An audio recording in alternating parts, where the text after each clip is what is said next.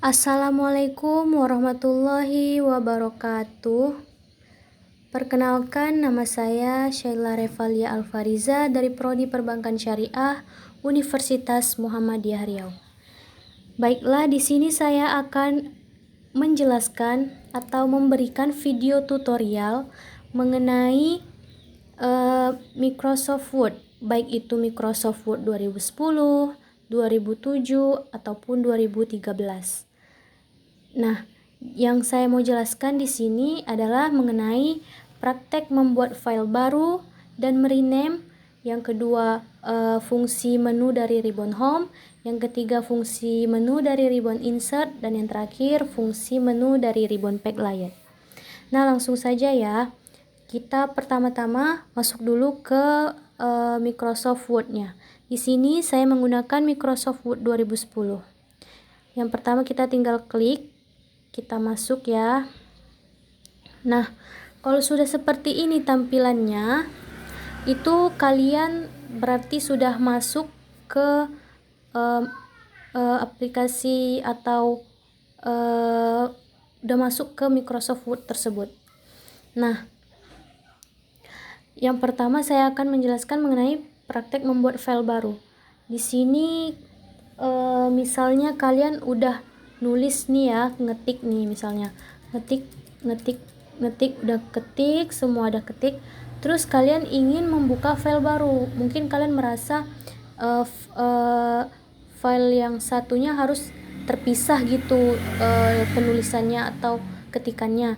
Nah, kalian tinggal pilih menu file, kemudian klik new. Setelah itu klik blank dokumen. Nah, terus kalian klik create.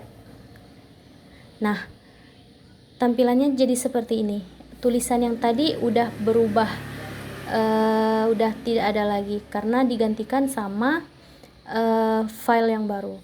Nah, selanjutnya kalau kalian mau merename suatu file, misalnya nih kalian salah mengasih nama file yang udah kalian buat. Nah, kalian mau mengubah nih.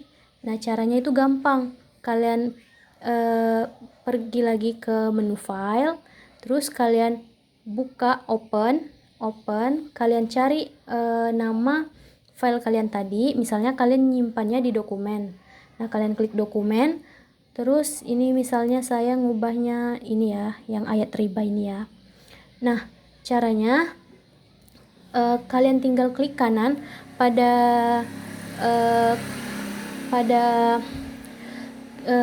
kursor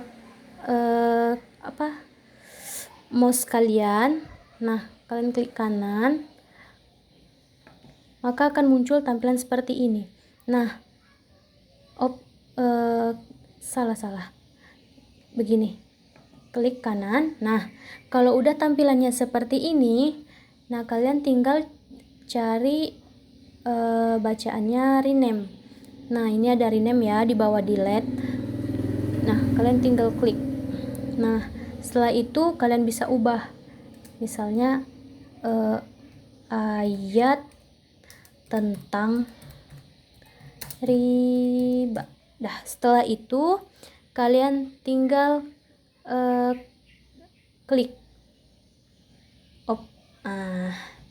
nah, jadi udah terubah ya. Nah, seperti itu. Lanjut, saya akan menjelaskan mengenai fungsi menu ribbon home. Nah, sebelumnya kalian udah tahu belum ribbon itu apa?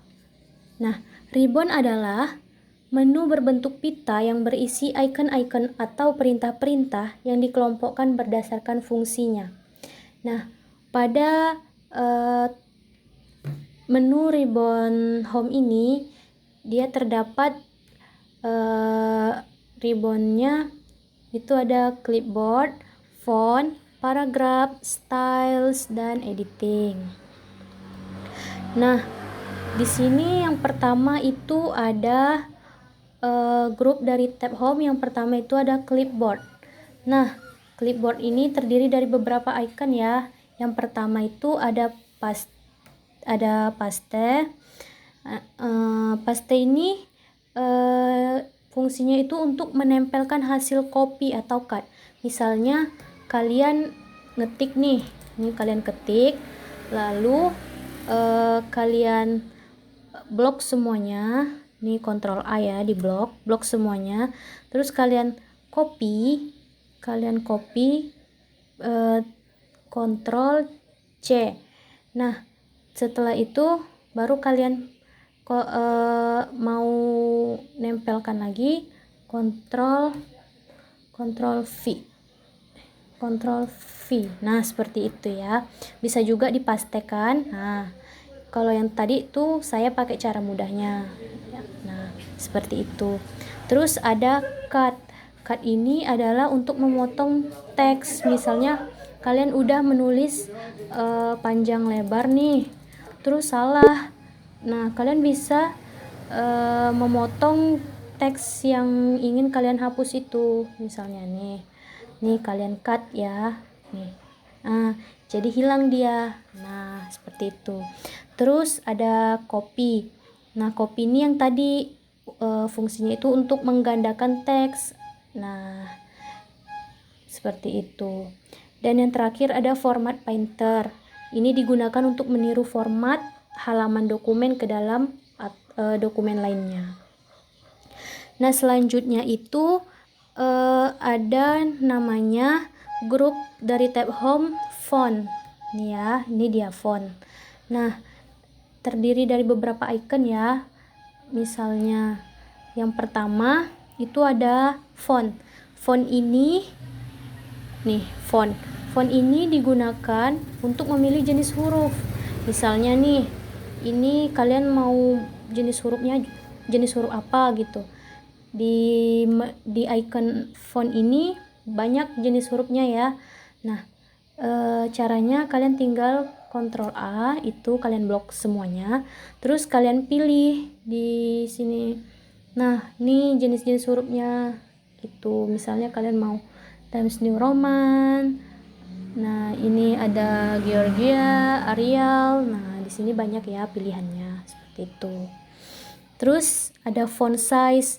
Font size ini untuk mengatur ukuran huruf. Misalnya kalian mau ukuran hurufnya itu lebih besar, kalian bisa atur sendiri. Ini 16, 18, 20, atau kalian mau lebih kecil 12, 11, seperti itu. Nah, selanjutnya itu ada grow font. Itu digunakan untuk memperbesar ukuran huruf secara instan. Grow font tuh ini ya, nih.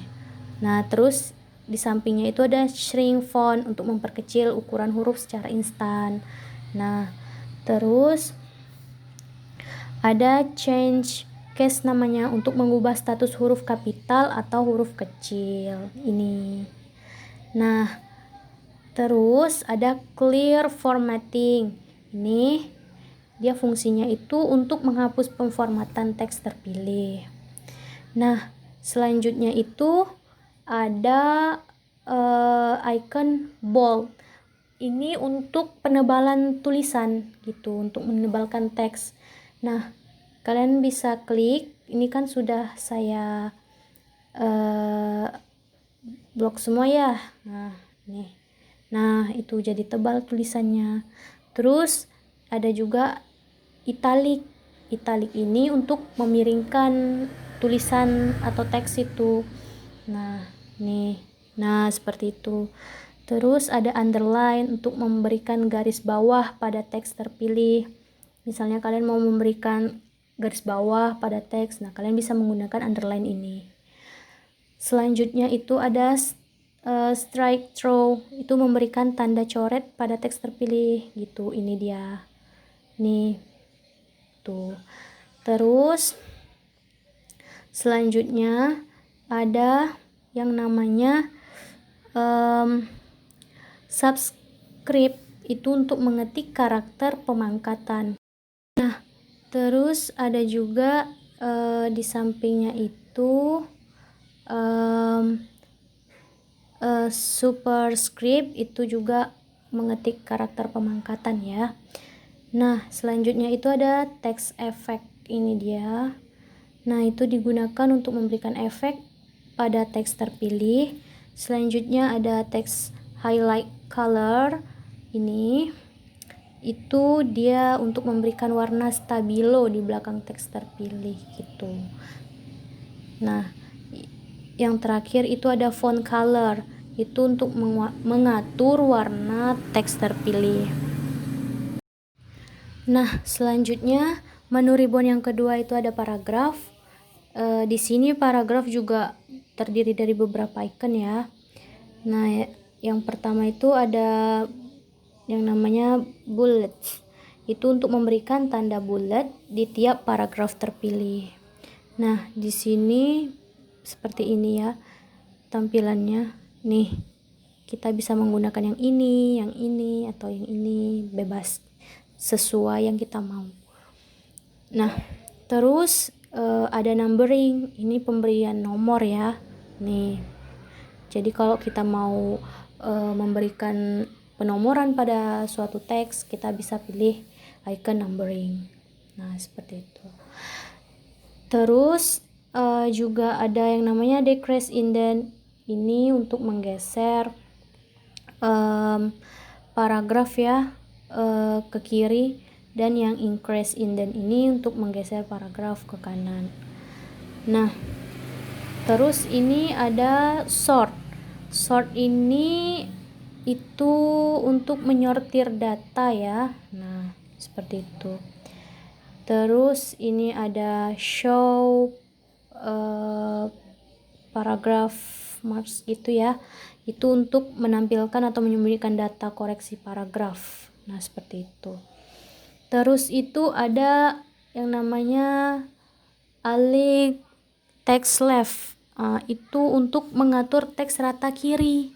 Nah, kalau seperti itu.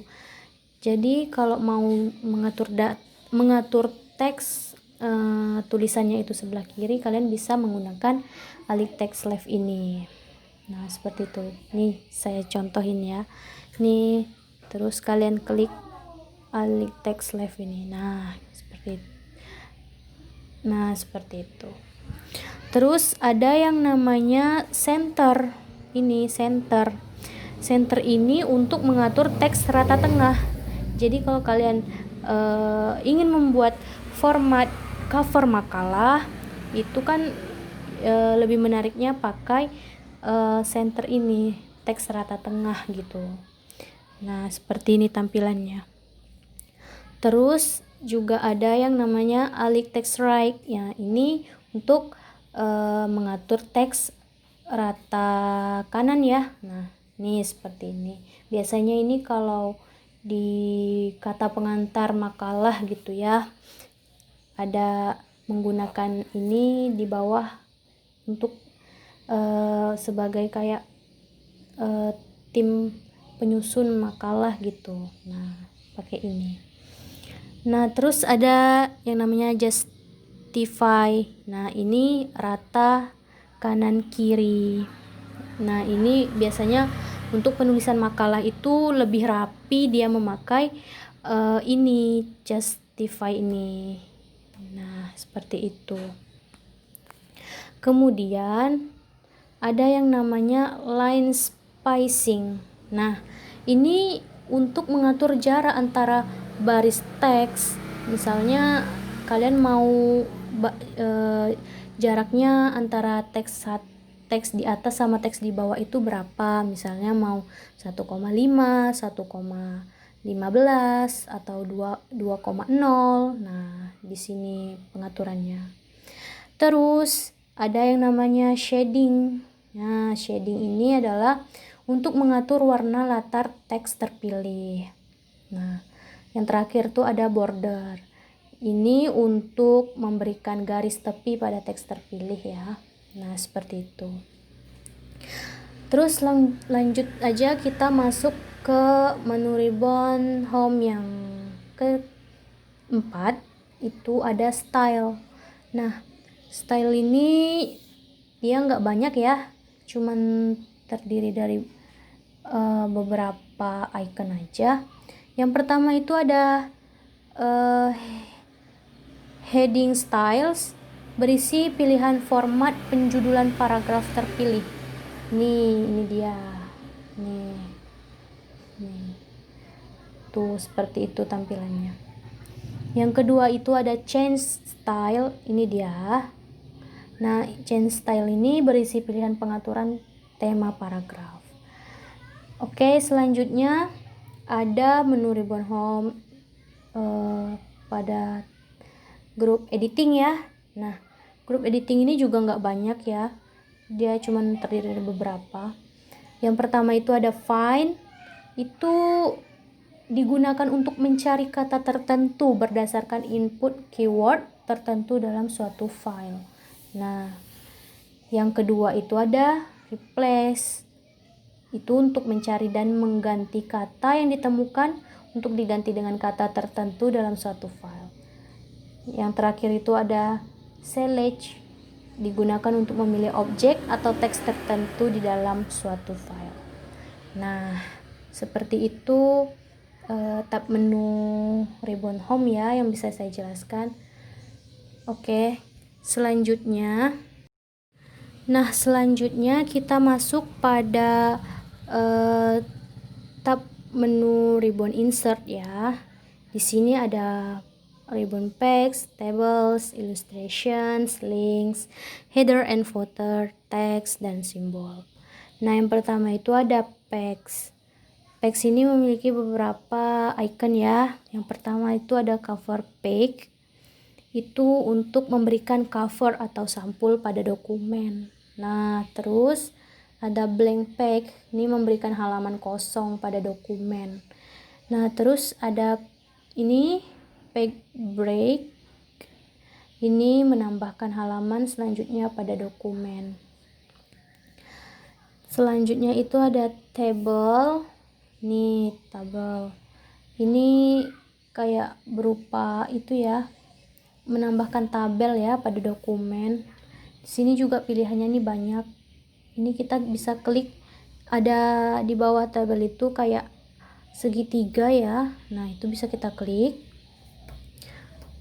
Nah, tampilannya nanti muncul seperti ini.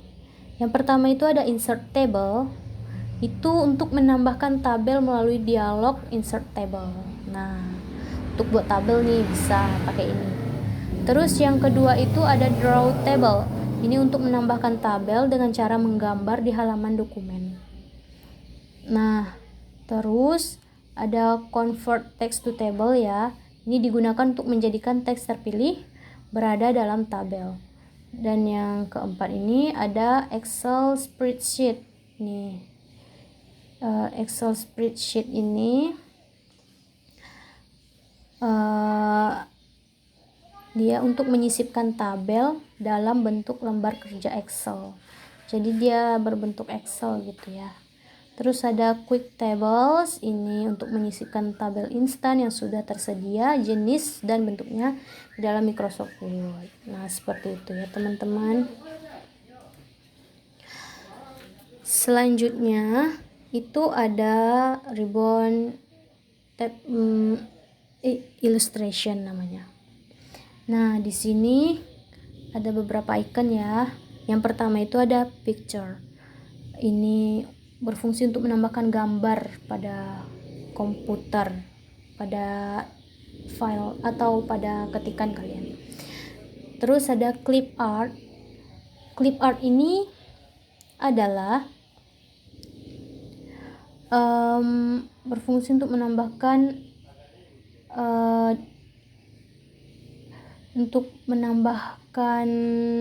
gambar juga ya, seperti itu.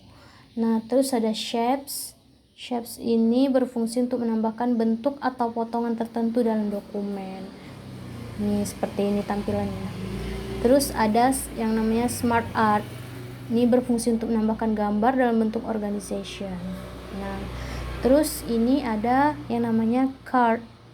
Ini berfungsi menambahkan diagram atau grafik. Terus yang terakhir ada screenshot ya, itu berfungsi mengambil atau menambahkan objek tertentu pada komputer.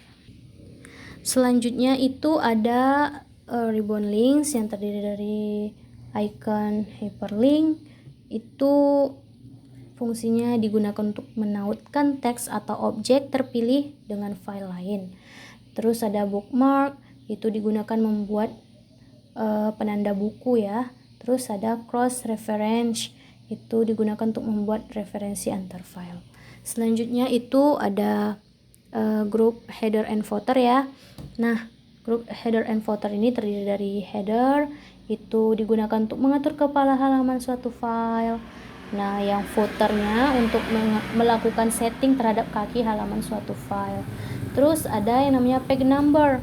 Nah, digunakan untuk melakukan setting terhadap nomor halaman. Jadi kalau mau buat makalah, mengatur penomoran halaman, bisa di page number ini.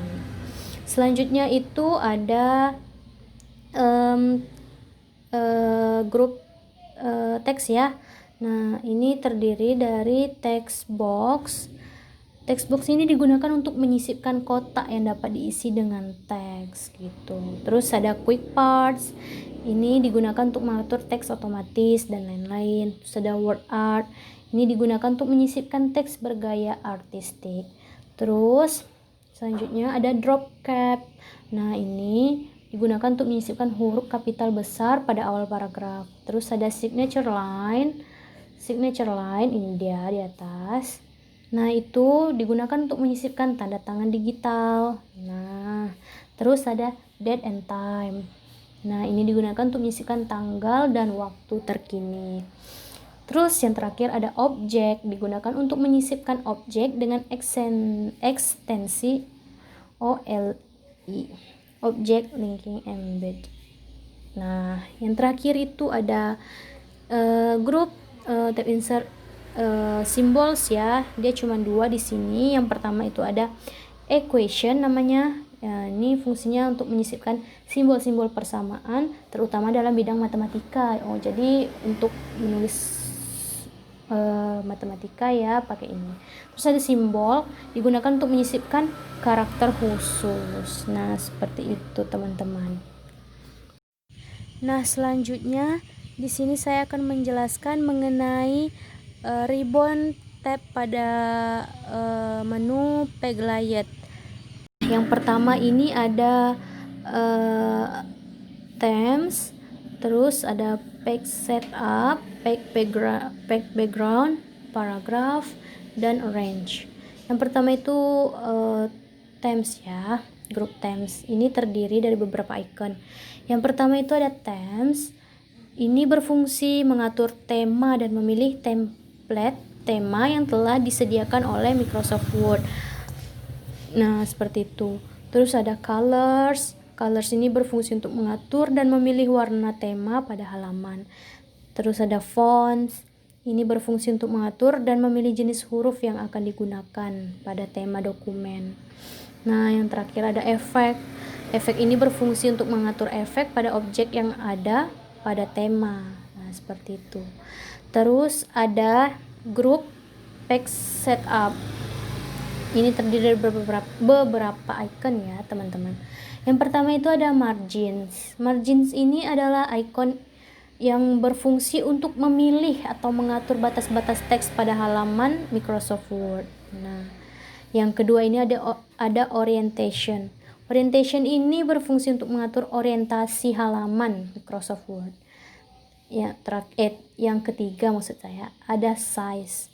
Size itu berfungsi untuk memilih atau mengatur ukuran kertas yang digunakan pada dokumen Microsoft Word. Terus selanjutnya ada column. Ini untuk memilih atau mengatur bentuk kolom ya pada dokumen. Nah, terus ini ada breaks. Ini berfungsi untuk menentukan dan mengatur jenis pemisahan halaman ya. Terus ini ada line numbers. Ini berfungsi untuk mengatur kontinuitas nomor baris teks yang ada di luar margin halaman Microsoft Word.